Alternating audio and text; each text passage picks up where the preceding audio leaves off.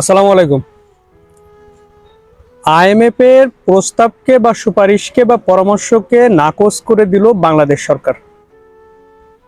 কথাটা শুনতে কেমন একটা লাগছে, তাই তো?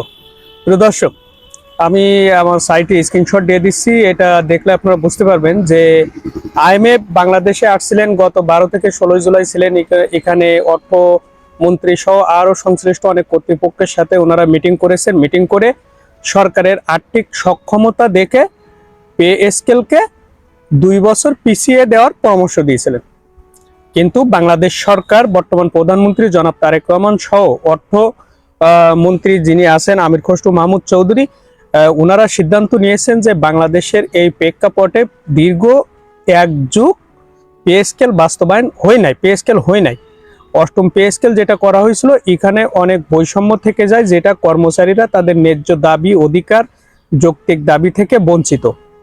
এখন নবম পে স্কেল বাস্তবায়নের মাধ্যমে এই বৈষম্য দূর করা সম্ভব, তাই ছাড়া দূর করা সম্ভব না। সেক্ষেত্রে আইএমএফ প্রস্তাব দিয়েছিল 2 বছর পিছিয়ে দেওয়ার, কিন্তু সরকার সেই পরামর্শকে উপেক্ষা করে নবম পে স্কেল বাস্তবায়নের দ্রুত গতিতে এগিয়ে যাচ্ছে। আগামী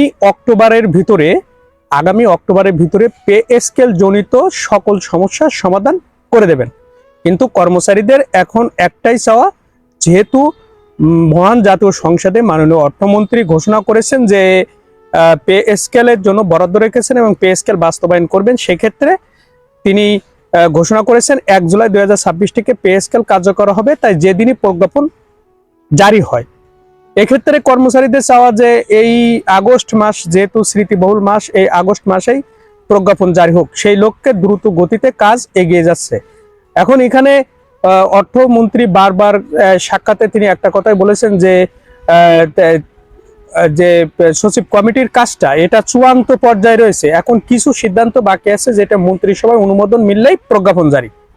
আশা করি এই সপ্তাহের ভিতরে আগামী 10 তারিখের ভিতরে দেখবেন যে আশা করা যায় যে চূড়ান্ত সুপারিশটা মন্ত্রিসভায় উপস্থাপন করা হবে এবং সেখানে কিছু বিষয় সংস্কার করে অবশ্যই পে স্কেল অনুমোদনের জন্য সমস্ত কার্যক্রম হাতে নেওয়া হবে। কারণ অক্টোবরের ভিতরে পে স্কেল জনিত যত ঝামেলা আছে সব সমাধান করতে চায় সরকার নিজে থেকে।